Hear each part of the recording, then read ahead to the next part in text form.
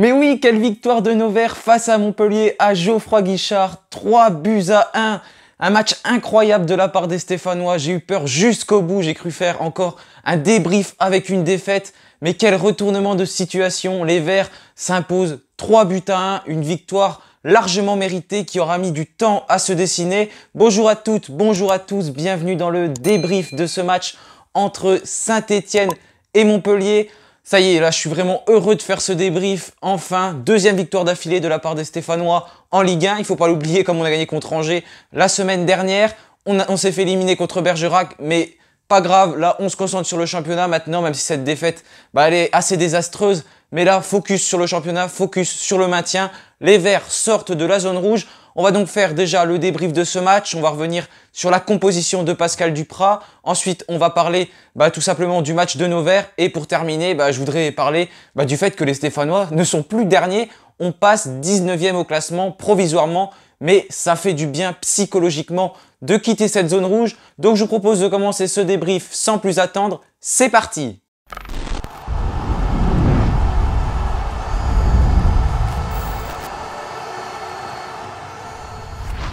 Donc voilà, pour cette rencontre, Pascal Duprat a aligné un 3-4-3 comme prévu, comme il l'avait annoncé en conférence de presse, même si j'aurais préféré une défense à 4. Finalement, il a décidé d'aligner ce système-là avec Paul Bernardoni dans les cages. Ensuite, on retrouvait Nadé sur le côté gauche, donc dans cette défense à 3, avec Mangala qui disputait son premier match sous le maillot vert. Un match qui a été quand même, j'ai trouvé, assez compliqué pour Mangala, qui s'est pas mal fait avoir dans son dos, même si on sent une certaine sérénité chez ce joueur. Mais il lui manque du temps de jeu, tout simplement, du rythme. Lui qui n'a presque pas joué depuis 2-3 ans, on voit qu'il manque ce petit quelque chose. Il a été souvent en retard, mais je pense que c'est une personne qui pourra revenir très vite. On voit, il plaçait rapidement Nadé notamment, et Sako aussi, il les plaçait très bien dans la défense. Donc je pense que c'est quelqu'un qui peut permettre aux joueurs de l'AS Saint-Étienne de se placer beaucoup mieux dans le dispositif, et il va emmener son expérience. Donc Mangala, ça peut être une bonne pioche, et je pense que petit à petit, il va retrouver son niveau. Il n'a que 31 ans, donc ce n'est pas vieux, et je pense qu'il pourra le retrouver assez rapidement en reprenant du temps de jeu. C'est l'affaire seulement de quelques matchs, même s'il a failli ne pas finir cette rencontre. Il a pris déjà un carton jaune. Il aurait pu prendre un autre carton jaune, mais finalement, je pense que la décision de l'arbitre était plutôt logique. Ensuite, à droite, c'était donc aussi une recrue, Falaye Sako.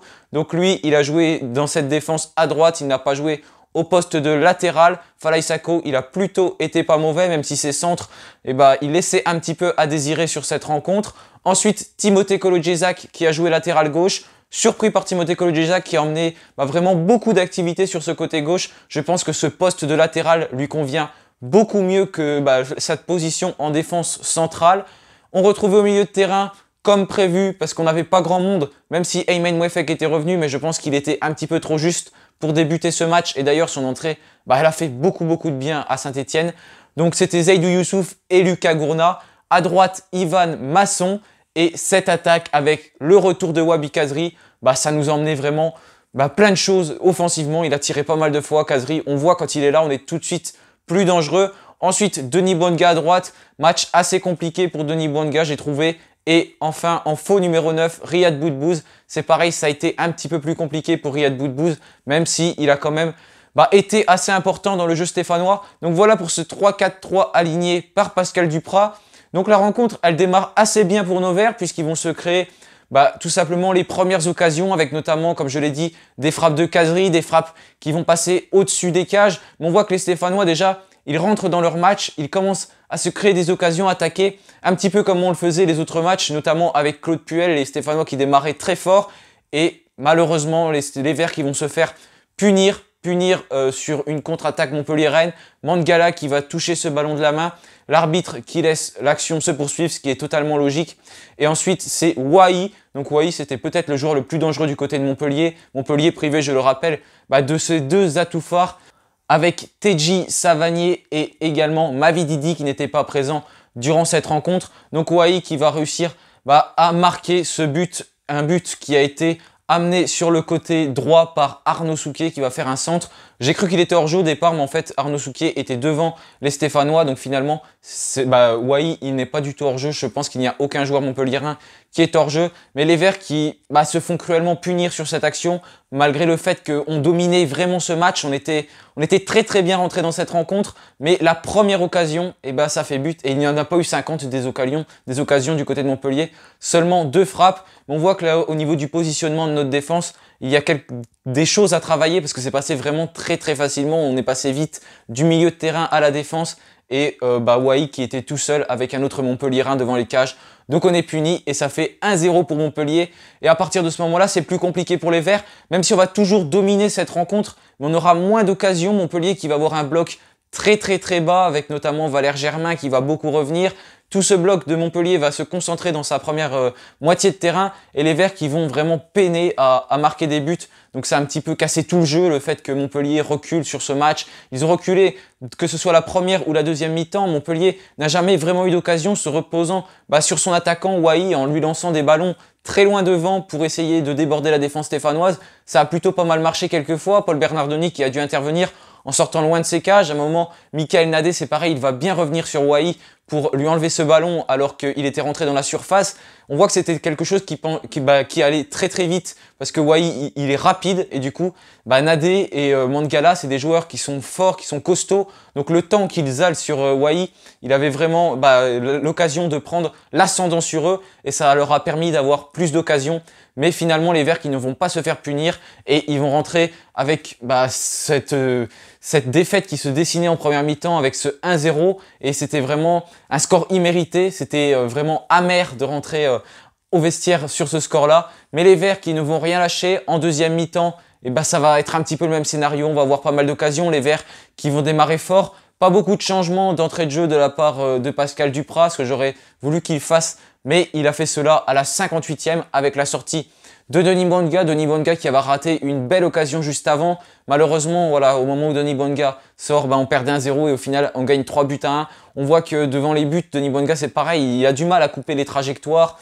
Notamment, il y avait une passe juste avant de Wabi Kazri où Denis Bouanga, il aurait pu reprendre le ballon.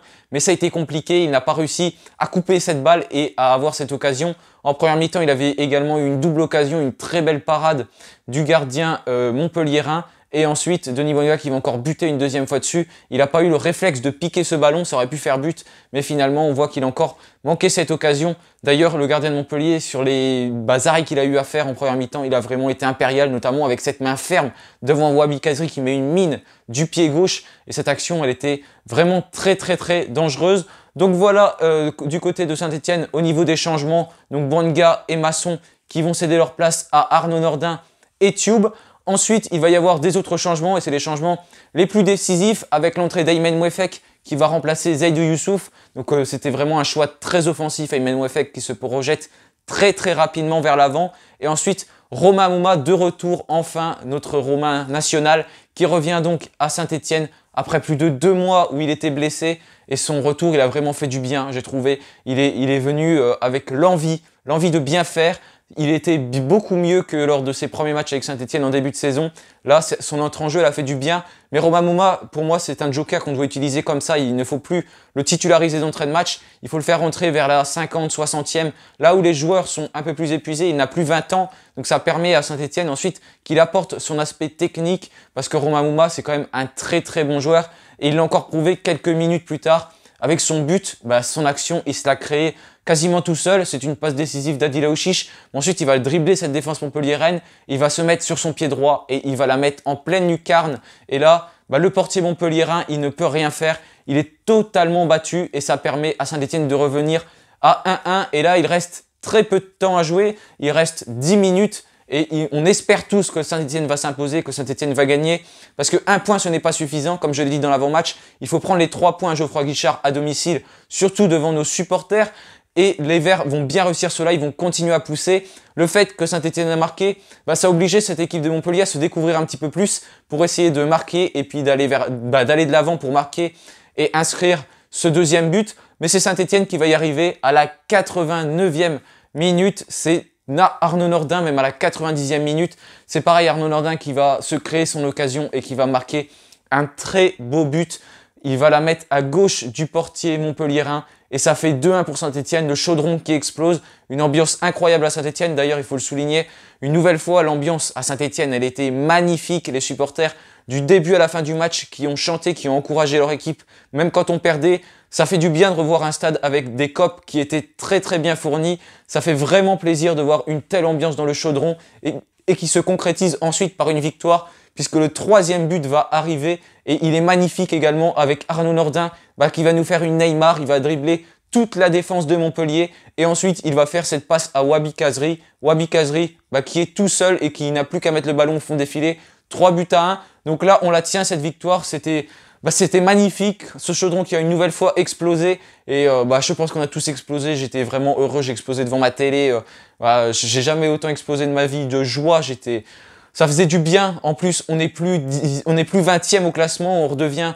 19e et ça, au moral, ça fait du bien. Donc les Verts qui s'imposent sur le score de 3-1 et c'est une victoire qui est vraiment méritée avec cette équipe montpelliéraine qui a tout simplement joué trop défensif durant cette rencontre et j'ai eu peur que ça ne paye pas pour Saint-Etienne et ils ont failli tenir le match parce qu'à la 80e, Montpellier gagnait toujours. Donc voilà, je vous propose de parler maintenant de cette dernière partie de vidéo avec les Verts tout simplement qui ne sont plus 19e au classement et ça fait du bien au moral puisqu'il n'y a pas eu nos autres adversaires qui ont encore joué. Nos adversaires directs, ils vont disputer leur rencontre demain avec Lorient qui va affronter Lens. Ensuite, on va voir Clermont qui va se déplacer du côté de Nice. On va voir un Reims-Bordeaux, donc un match très très important. On va également avoir un 3-Metz, un nouveau match important. Donc il y en a forcément qui ne vont pas prendre de points. Les Verts passent donc 19e provisoirement, mettant Lorient à la dernière place. Nous, on a 18 points. Lorient, pour l'instant, on a 17. Et provisoirement, on n'est plus qu'à 2 points de sortir de cette zone rouge. Donc, même si nos adversaires n'ont pas encore joué, on a vu que Bordeaux, notamment, allait affronter l'équipe de Reims. Donc, ça va faire qu'une de ces deux équipes ne prendra pas de points, même si Reims est déjà quand même bien devant nous. Mais en tout cas, voilà, ça va pas être des matchs faciles pour nos concurrents. On sait qu'ils ont également du mal à prendre des points. Et pour nous, si on arrive déjà à gagner des autres matchs, on pourra se dire que cette zone rouge, c'est possible d'en sortir et c'est même possible de quitter définitivement cette 18e place. Mais pour ça, il va falloir continuer à gagner des matchs et il va pas falloir se reposer sur les résultats de nos autres adversaires, de nos concurrents directs. On a un match très important qui nous attend contre Clermont la semaine prochaine. L'occasion de revenir tout simplement sur un de nos concurrents, d'essayer de leur passer devant. Donc c'est voilà, une véritable occasion pour les Verts. Tous nos concurrents directs, il va falloir aller les battre, peu importe ce concurrent. Il va falloir gagner le plus de matchs à domicile et avec cela, il est possible que les Verts se maintiennent parce que ce classement, il est vraiment très serré. On a gagné 2 matchs d'affilée en Ligue 1, on a pris 6 points et ces 2 matchs, ils étaient vraiment importants. Si on ne les gagnait pas, c'était vraiment très compliqué de se maintenir, même si on ne gagnait pas contre Montpellier, c'était dur. Et là, la chance, elle est peut-être en train de tourner, même si ça a été compliqué durant toute la rencontre. Mais les Verts, au final, ont eu cette part de réussite, une chose qui nous manquait pour réussir à en planter 3 à Montpellier en toute fin de match. Espérons que cela continue comme ça, que les Verts ne nous déçoivent pas, parce qu'on a l'habitude qu'ils fassent un bon match et ensuite ils retombent dans leur travers. Donc maintenant, il va falloir poursuivre cette série. Et voilà, il va falloir s'imposer contre Clermont la semaine prochaine. Donc voilà, pour mon avant-match, tout est terminé. Pour mon débrief de match, tout est terminé. Merci d'avoir suivi cette vidéo. Je vous souhaite une bonne semaine. Ma vidéo d'ailleurs sur l'histoire des Verts, elle est terminée, donc elle devrait sortir mercredi. Donc voilà, bon week-end à tous et allez les Verts!